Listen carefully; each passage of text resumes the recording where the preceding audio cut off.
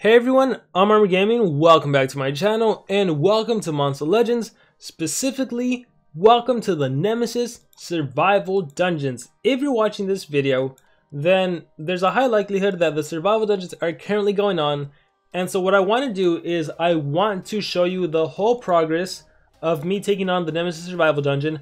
Hopefully I make it all the way to the end, where you get a Diamond Relic.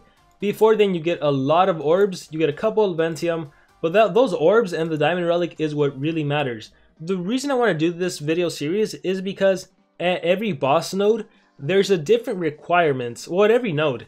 And you need to be extremely careful when you go into those battles, because if you don't go in prepared, you might find yourself in a situation where you end up getting wrecked. You end up getting destroyed. And so I do not want that to happen to you.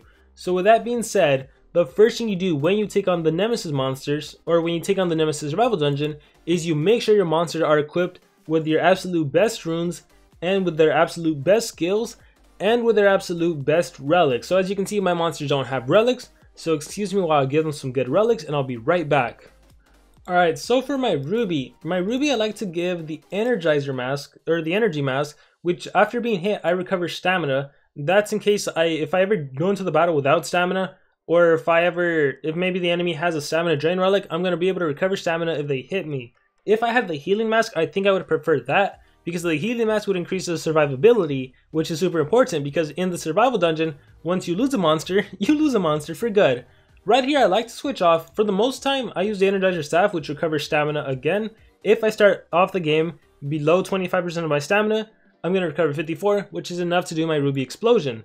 Sometimes I also like to put the Oblation Staff to remove stamina from my enemy, but it just depends on who I'm fighting.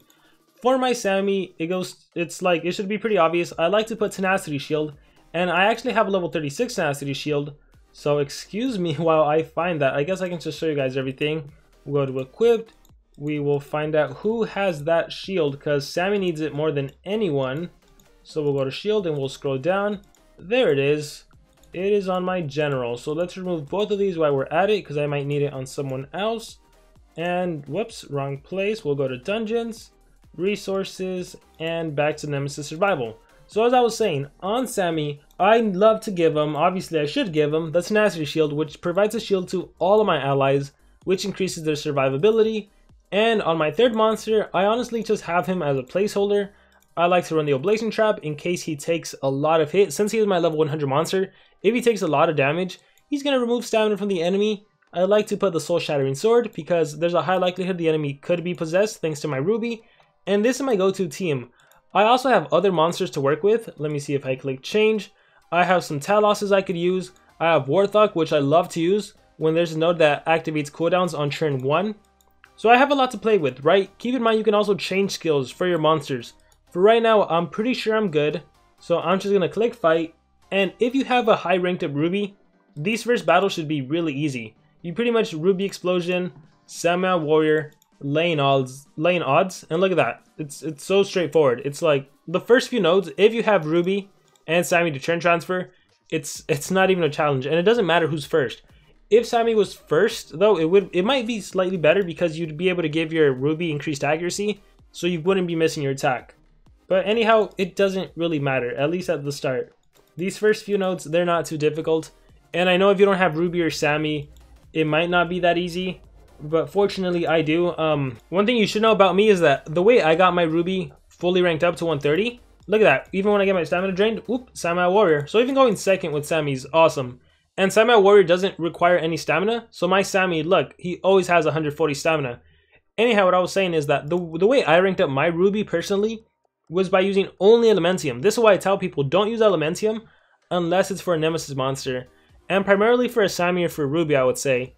So all of my Elementium I have saved, and I was able to use Elementium to get my Ruby ranked up.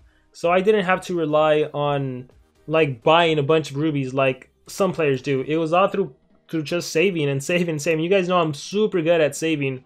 I don't waste recklessly. Like I don't spend gems to speed up. I don't use Elementium to craft a monster I don't have. Nope, it goes directly towards Nemesis monsters. Anyhow, these are the first few nodes. Like I said, pretty darn easy.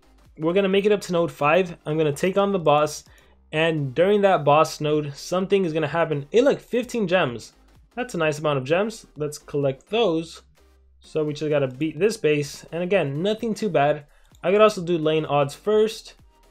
And then I can do warrior into explosion to increase the likelihood of landing explosion. But like everything should be simple enough. Here I'm going to recharge. The DOT should take care of him. I get my 15 gems. I get to spin the wheel. And on to the boss node. And as I said earlier, the boss node, these have special... There's a special circumstance that activates in the boss node. Like there's certain things that'll happen, and you'll see as soon as I click fight. So this isn't a normal battle. There's certain conditions, that's the word I was looking for, that's going to happen. So I'm going to click fight. Let's go ×1. Look at that. Young. All players become young. So now I'm dealing with essentially weaker monsters. They're all younger, but it essentially doesn't matter. Oh, here I do got to be more careful. That monster's going first, so I'm going to start off by doing Mineral Blood to activate the cooldown. Just because I'm unsure what he can do. So let's see. He still had an attack, which missed, so that's fine with me. Maybe I should have run the 100% stamina drain skill. Anyhow, we'll do Samurai Warrior, give myself an immediate churn. And we'll do Ruby Explosion, and it should be pretty straightforward from here. Then I should land on everyone. Some DOT landed also. There's my staff kicking in. I can now do lane odds. And they get obliterated. And that is the first boss node. All of the monsters become young. In future boss nodes, oh my gosh, a lot can happen. Resurrection gets blocked. Immunity to control happens, which means I can't use Ruby to deny, right? With Ruby Explosion or lane odds.